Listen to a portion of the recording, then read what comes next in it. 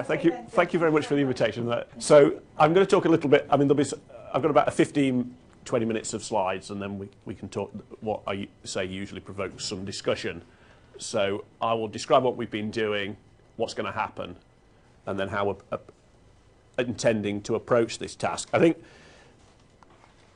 first of all, I think it's probably important to understand that research excellence framework isn't really a game. It's not a game. It's about assessing the quality of the research that's going on in the institution, and that's something that we should be doing all the time anyway. It's peer review, and it's about looking at the quality of research. And you know, we ought to be we are an organisation, and we should be an organisation that is committed to improving the quality of research over time. And so the REF drives that behaviour to some extent, but actually that's something we should be committed to both as individuals, as professionals, as research centres, as schools, and as an institution, that we believe that doing better quality research is a professional obligation, and that we move forward together, both in terms of working together to do better research, but also building an infrastructure that supports people to reach their full potential. And so, whilst to some extent you can be quite cynical about it, and God knows I certainly am, I mean, it's kind of at the centre of it, you also at times have to remember that actually at the end there are peer reviewers who are very much like us, looking at papers and forming judgments about them based on an assessment schedule, and those are fairly robust. You know, we as academics, we believe in peer review. It's a core central idea of academic activity, and at its centre, the REF and the RAE are driven by a peer review process organised by panels that were nominated by the community, selected by the community, and then follow a set of procedures and a methodology that is devised by the community. So it's not just an exercise to be gamed. It's actually about measuring where we are as an institution and helping us to move forward, and hopefully move forward from one REF, from RE to REF, and so on over generations. So let's just talk about the next one first of all, and just do some mechanics first of all. The timetable is now that we will be submitting in November 2013. We'll get the results in December 2014, and the funding in March 2015. The census date for staff in post will be the 31st of October 2013, so we can submit all eligible staff that are working for us on that day, providing they've got an FTE of 0.2 or more. We can submit outputs belonging to those staff that were written which were published between the 1st of January 2008 and the 31st of December 2013. We can submit write an environment statement and an impact statement which is valid for 2008 to 2013, and we will be returning a lot of data associated with research over those latter set of dates. The elements of the assessment are now established. This is the highest percentage across the board of outputs, so primarily it's driven by the quality of the output. 65% of the weightings and the scores that we get are determined by the outputs, 15% by our story about the environment, how we're going to sustain a vital environment that will lead to high quality research in the future. So the outputs kind of look back at what we've done since 2008. The environment statement describes how we're going to sustain that activity over the next half a dozen years. And the impact looks to measure the external value and benefit derived from the research that's gone on in business management. In this particular RAE, the profiles will not be arrived at 5%. So some of you will remember that it all came in 5, 10, 15% blocks last time. Next time, it'll be rounded to the nearest 1%. So there'll be a much coarser, more defined set of profiles returned.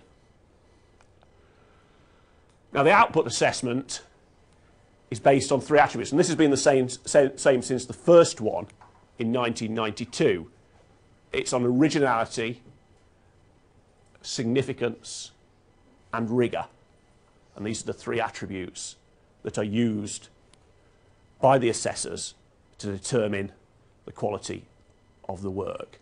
And in the REF criteria, there are descriptions of the sorts of things one would look for original, significant, and rigorous work in business management. And these are the sorts of things that you should be seeking to articulate within the papers you write. You probably do that already. You may not think about it like that. I know I never did. But when one is looking at a paper, one should be asking, what is original, significant and rigorous about it? And if it's well written, then those elements will be evident, because a rigorous paper is well written and rigorous research is well written up. So it will make it clear to the reader what is different, new, original about it, what is important about it and the impact it might have on the academic field, and how the methods that have been employed are rigorous, or just a clear description of the methodology, so that the intellectual framework is coherent. Now in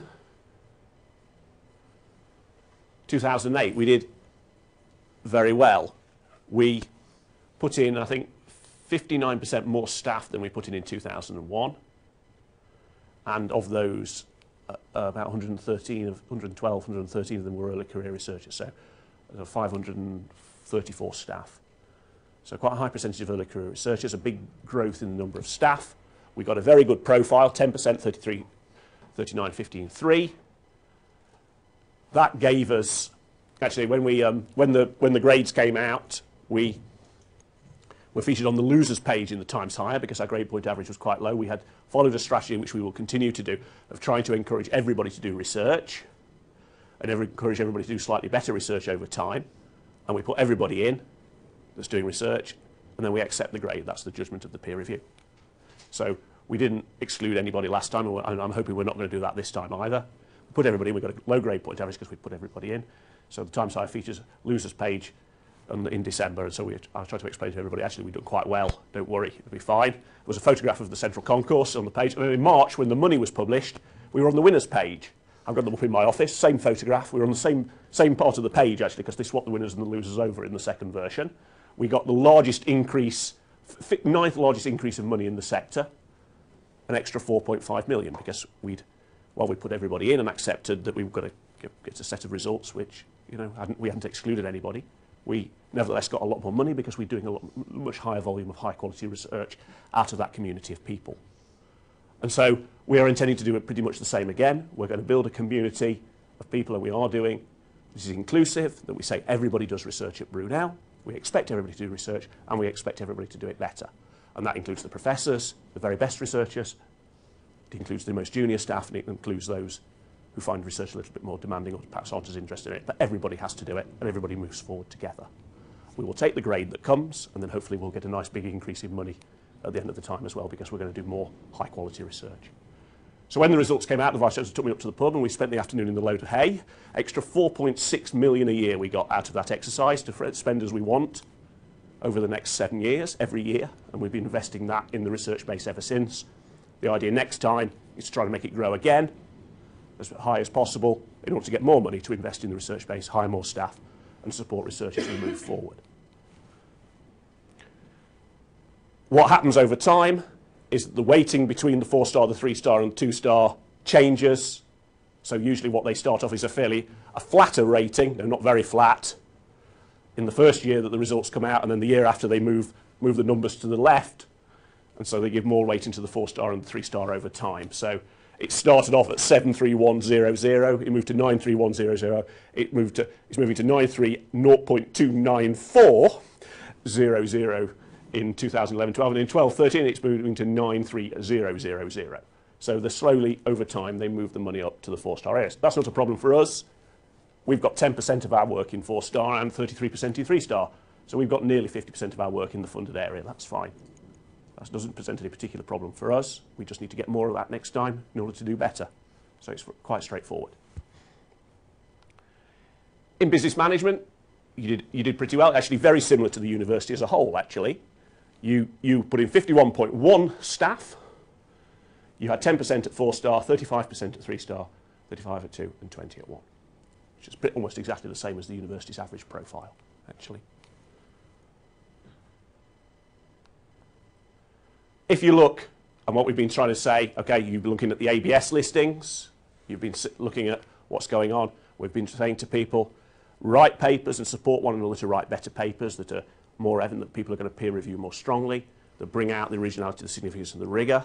We've also been saying publish in higher quality journals, however that's measured, because higher quality journals have higher, first of all, they have higher standards. So you might write quite a weak paper, you send it to the journal, they say, actually, this is not very good, but if you improve it here, here, and here, we'll publish it. You improve it in those 3 places, they put it in, and it's a better paper. Okay? So it's free mentoring. Instead of doing it yourselves, you get it from the journal. Okay? It's there, sitting, waiting for you. So you do that. Alternatively, you can argue that if it's published in a high-quality journal, then somebody who's referring it will automatically think it is high quality. So they'll give it a high grading. So there's a strong correlation that good papers, or good journals contain only good papers, but poor journals can contain both. Okay? So one has to, if you want to get best value for your careers, and you want to be thought of as a good researcher, go for the best journals. There's no disgrace being turned away from a good journal, but you should be ambitious, or at least say to yourself, I'm not going to publish in any more of these journals because they're rubbish. Okay? So eliminate the crap. I mean, I couldn't publish in A-star. I've been looking at this list for my own field. I couldn't publish in the A-star journal in my field very regularly, but I can certainly stop publishing in the B and the C. So I think that's the thing, so that's what you do. You adapt a strategy that fits where you are, what you can achieve. So the very best bit should be going for the better ones. If you set yourself a sensible target, but try to get into the better journals. And that's something that PVC's research all over the country are doing exactly the same. People on recruitment panels, people on promotion panels, they're all saying the same things to one another.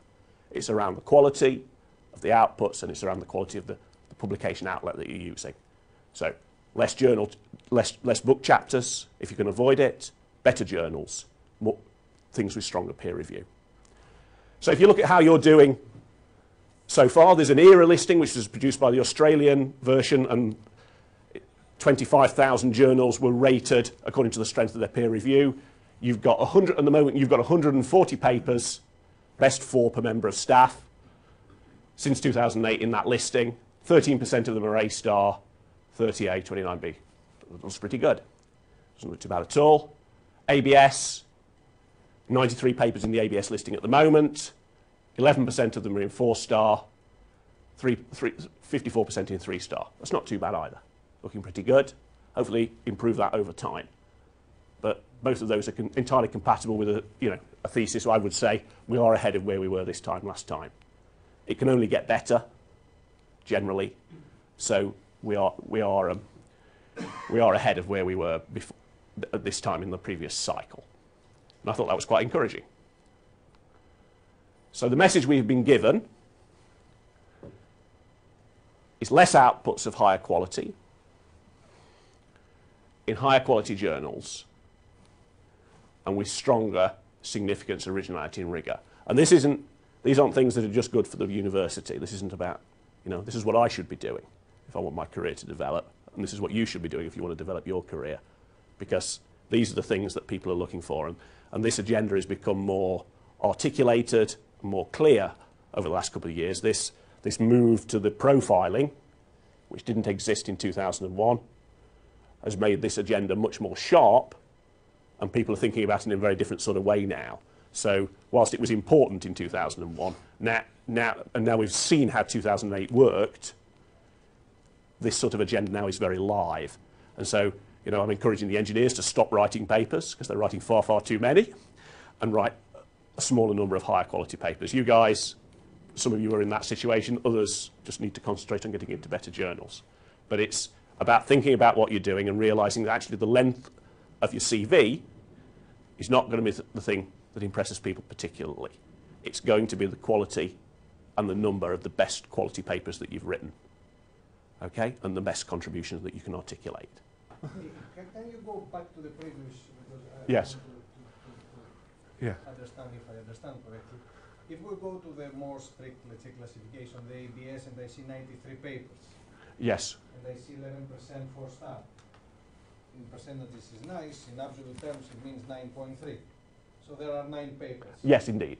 Yeah. So 9 papers, they can be seen, let's say, within a couple of hours. That'll, yeah. Yes. You'll be submitting 200 papers from 50 of you, so you divide 200 into 9, that gives a 4.5%. Good. So now we have 9 papers that they are in 4-star rated journals. Yeah. There are 9. we run the exercise to see these 9 papers, irrespective of the journal that they are published, if they really 4-star or we may No, you can't. We did an exercise with a referee who refereed them. They came up with a view. I've got this view. I could ask you. There'd be 3 different pictres. At the end of the day, the only one view is going to match, and that'll be the view of the panel. Okay. What I'm trying to do is, I don't think these numbers matter too much. I've been upset if it was a bit lower. I'd have been happier if it had been higher. But okay, we are where we are. I don't think there's nothing to get worked up about. That seems to be a perfectly reasonable, quite relaxed position to be in. But we need to be thinking over time about what we're going to do to try to be clearer about doing higher quality work. You've been working together with Ruth's been doing things to get you to work together to try to develop higher quality papers. The more experienced of you need to be helping the others. You all need to be thinking about where you're publishing, and you all need to be thinking more critically about how you're improving your research over time and working with the systems the university has in place to make that happen, be it appraisal, performance review, or the other things that we've got going on across the campus. So it's about trying to use the systems to engage with the idea of doing better. It doesn't matter where you are personally, I'm still expecting you to do better. so it's the same message for absolutely everybody, okay? So that's the business we're in. And if we do that, and I've got this,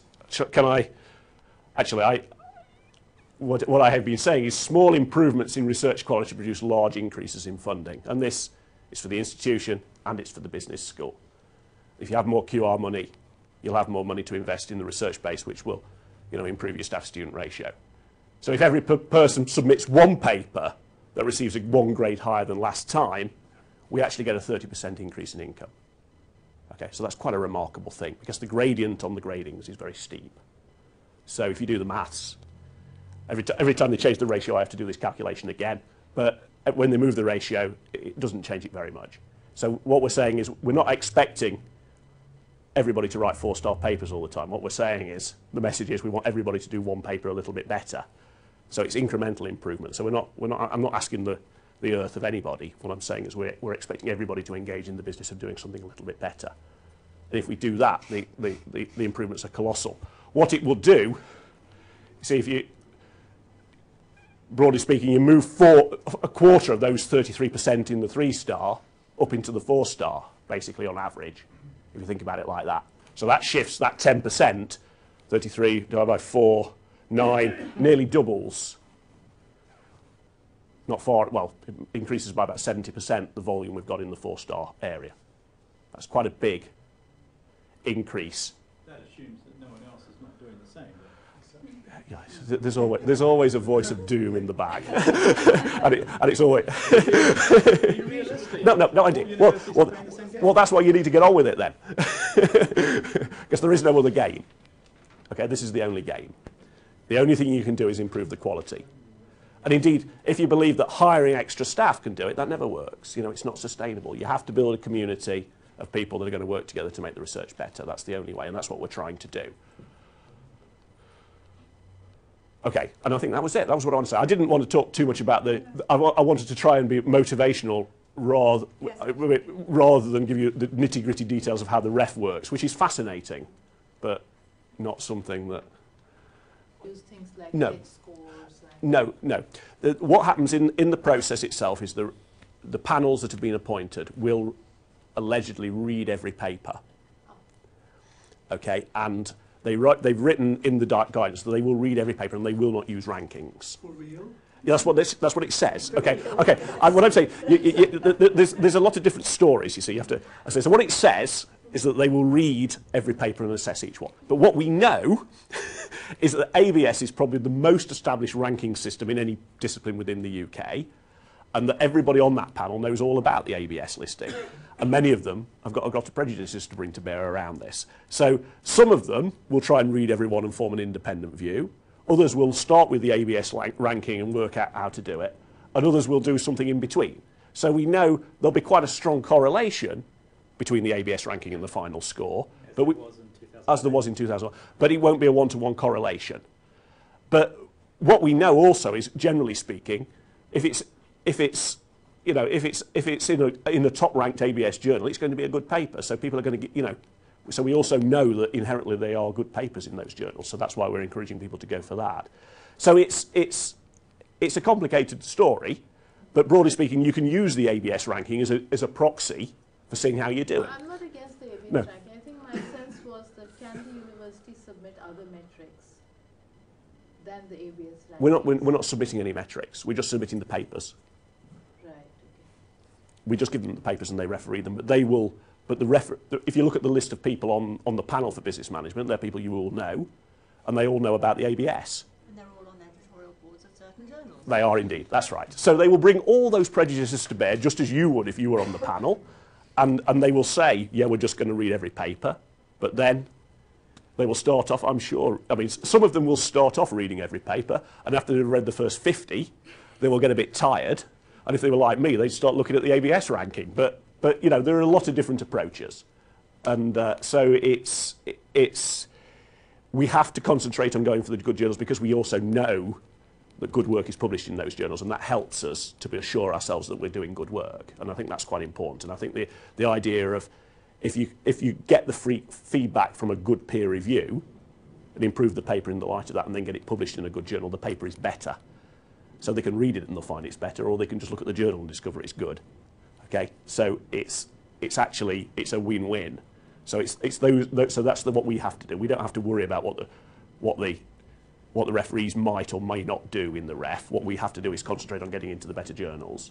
And those three words are far more important than anything, because their remit is to judge the output indeed. on the basis of those three words: significance, originality, and rigour. So, and in our mock last year, a number of our outputs that we put into to our mock referees came up with saying, actually, on the basis of those three words, this is not a 1-star as it was published in a 1-star journal. It's actually a 2 or 3. Mm. And we will get examples of that, particularly in those outputs that are not in obvious 3-4-star journal outputs, or as that they may well still be book chapters. I don't think we should ignore that. So long as we can justify ourselves, and Geoff as the final arbiter, that significance, originality and rigour are there at that top level. Yeah. And assuming that, assuming of course that the panel are not cynical I think that's shysters right. So, who just look at ABS lists. I mean, I don't know what your view of that would be, Geoff, but you can put in book chapters. Yeah, you can. If you felt that I mean, you can, and it's just a very reputable publisher. Yeah, I mean, it's just it's a risk, because you don't know that it's going to be treated in the same way. Yeah. So it might be very good quality, but you've got to rely on them having a look at it and not bringing any prejudices. So we would want to adopt a mix of strategies. You know, we'd like to have the journal papers to choose, but we wouldn't want to put in too many book chapters. But we also understand that we might be some good chapters, and we would take a chance. So it's about, we won't want to put all our eggs in one basket.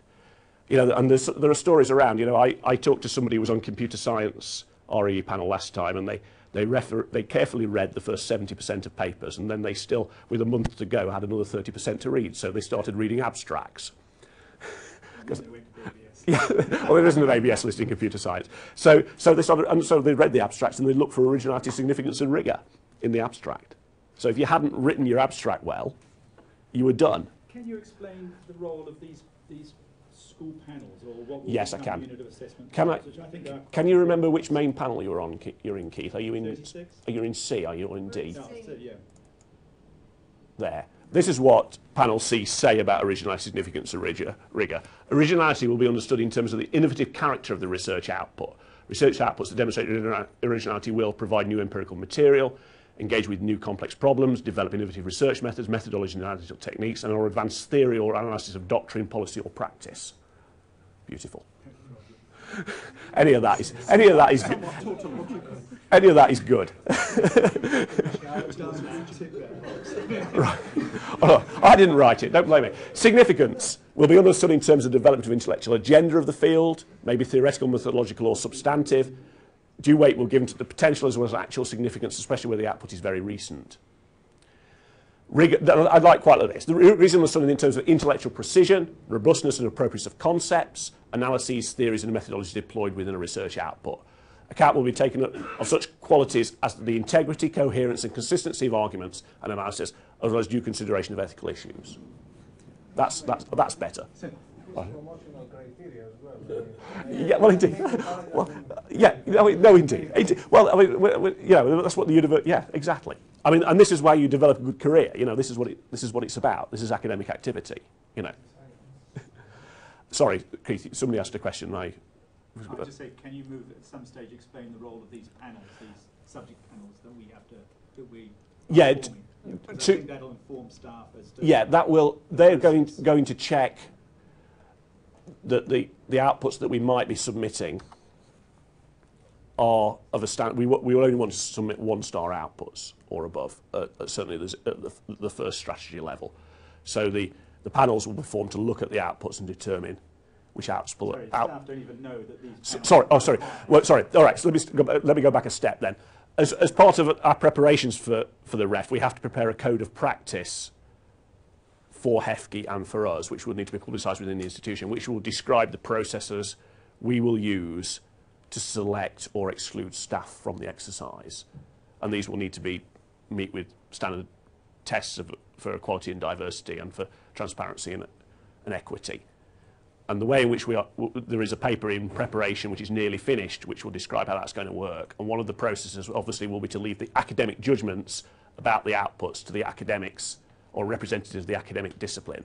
So we have built small REF panels in each disciplinary area, and they will look at the outputs to check that they are of an appropriate standard to be submitted. And my intention is that that standard will be 1-star and above in the first instance, because they're the people I want to submit. Now, if the institution at a later stage decides that should be at a slightly higher level, then we will go back around it again. But at this stage, it is my intention to try and keep that. I want to try and put in everybody who's doing research which is graded as research, which is basically at 1-star. And that is my intention. So for most of you, this will provide absolutely no sort of hurdle whatsoever, because most of you have already got many more outputs than that at that level. So it's not going to be particularly problematic in this area, I suspect, for most people to get past this hurdle. But that is my intention. And so it is the way in which we select staff. We have to have an academic stream which determines whether the outputs are of appropriate standard we would wish to submit. And we have to have a panel which determines whether staff can have any discounts associated with any of their particular circumstances. And then we bring those two elements together to determine whether they have enough outputs of the appropriate standard to be submitted. And that is basically the way in which the code of practice will work, the way in which the process will work.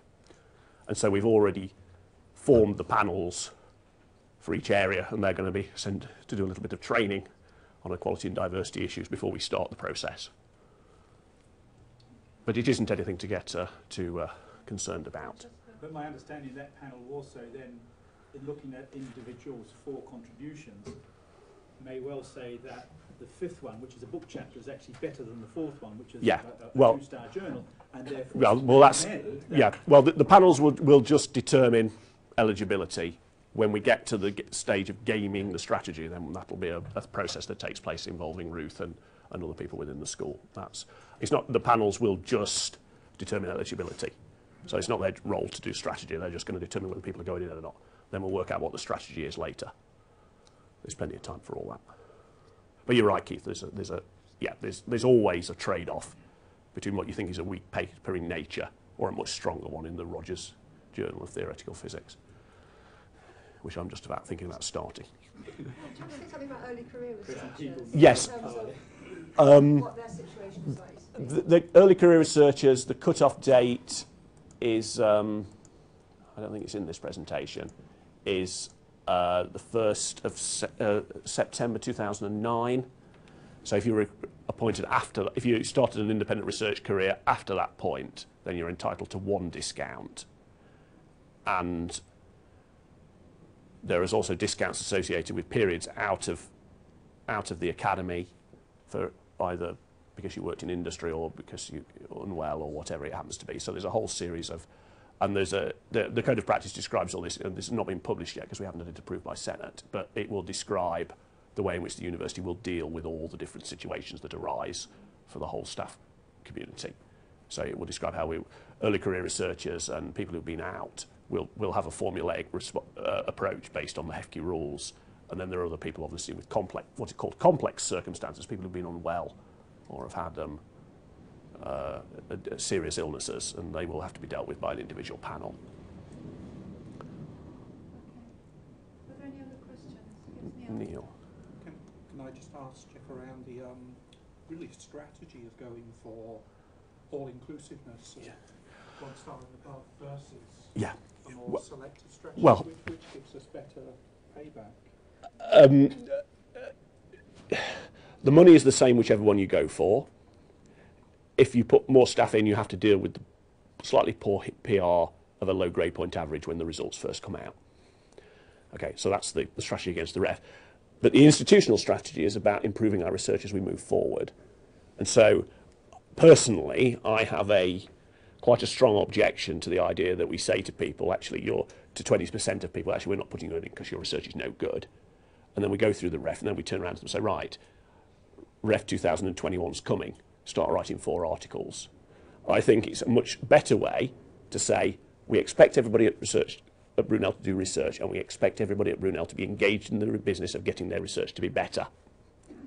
And over a period of time, we will do that. And then we will put everybody in who's doing research, that is, they've got 4 1-star outputs, and we will take the score that we get, and that's the score we deserve. We will accept that we could put half the staff in and get a much higher grade point average. Would that be good for our community in the long term? It wouldn't, okay? Because a lot of people would be pissed off, upset. Some of them would stop doing research. Some of them will be a problem for the next PVC or the one after that, and so on. So there's a whole range of reasons why it's much better to build a community and work together and be engaged in the business of getting our research better over time. So that's why I think the REF should be seen as not as a means. It's a measure of how you're doing. But actually, I don't think we should be using it to exclude people. I think we take the score that we deserve, and that's the peer review of our research, and we take that and we move forward. And I think, okay, if we wanted to, we could put in the best 100 researchers. We'd certainly have a moment of glory. You know, the Vice Chancellor would no doubt be delighted. We have a hugely good grade point average, and then we'd be left with a huge problem about why it was we only had a fifth of our staff doing research. That wouldn't be good. That's not a sustainable community. So I think working it round the other way is a much better and more sustainable approach for this university. And that is what I'm expecting we're going to be doing. Much more motivational too. Yes, I mean, it's the same message for everybody, and I think that's the important thing. And I think It discourages the early emergence. well, indeed, yeah. And people are capable of improving, and I think you have to believe that that's the case. And actually, that's what academic life is about. You know, but be it in teaching and learning or in research, it's about a critical reflection in which you look at what you're doing, you identify things that might be improved, you make those changes, you evaluate them, and then you decide whether to keep doing it. You know, it's just exactly the same as any other innovation that might be part of the curriculum or your teaching style or around the student experience. I see it as looking at the strategy, I see it like looking at beyond the REF. Like, it's not like looking just the REF 2015. No, that's right. No, indeed. And the point is, of course, we put in 112 staff last time that were early career researchers. They did very well. We're trying to develop their careers. We want to take on more early career researchers, and we don't want to be taking people on saying we're not putting you in. I don't think that's good. You know, so I think there's a lot of reasons why. I mean, you know, in abstract, we could do it, and it would give us some glory. But it's not in terms of the money. It's just in terms of that publicity on that first day. So it's a good story in the pre-Christmas Times Higher Education of December 2014. But after that, it's gone, basically. And actually, the grade point averages have not turned out to be something that people have used a lot. They've used the weighted measures, which, of course, we did very well with. So it's just a short-term effect. I mean, there are some institutions, however, want to be top 10 in that grade point average, so they're just excluding staff right, left, and centre. Okay, well, we're not trying to do that. Okay. Has the university in mind some kind of sanctions, say, for those people who will not be referable?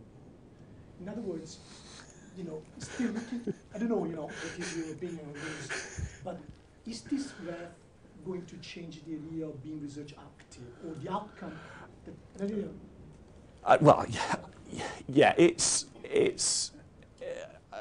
not that I know, no, but you know what happens is, you know, it's not that long ago that we had a set of redundancy exercise that was directed at people that weren't doing research.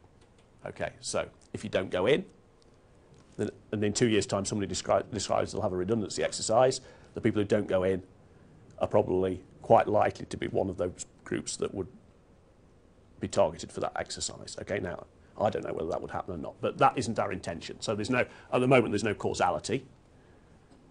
We're merely, you know, we're merely dealing with the mechanics of what we have to do in terms of a research community. But I can't say what's going to happen in 3 years' time any more than anybody else can.